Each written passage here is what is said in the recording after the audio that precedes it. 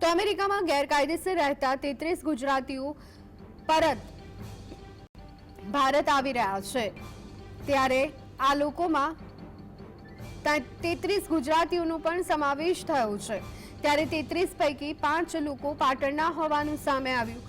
ત્યારે મણુદ ગામના એક જ પરિવારના 4 સભ્યોને પાટણ એસઓજી પોલીસ ઘરે લાવી હતી। ત્યારબાદ આ પરિવાર ઘર બંધ કરી અન્ય સ્થળે ગયું છે। ગામના આગેવાનોના જણાવ્યા મુજબ પરિવાર હાલ ડિસ્ટર્બ હોવાથી અન્ય સ્થળે ગયો છે। અમેરિકન ગયેલા દીકરા, વહુ અને 2 સંતાનો હેમખેમ પરત આવ્યા છે।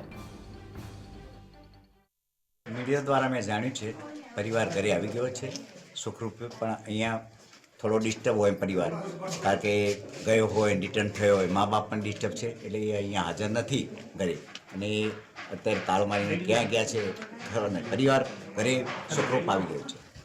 તમારે કંઈ થોડી વાતચીત થઈ, શું કેવું? ના, મારી જોડે વાત નથી। બરાબર।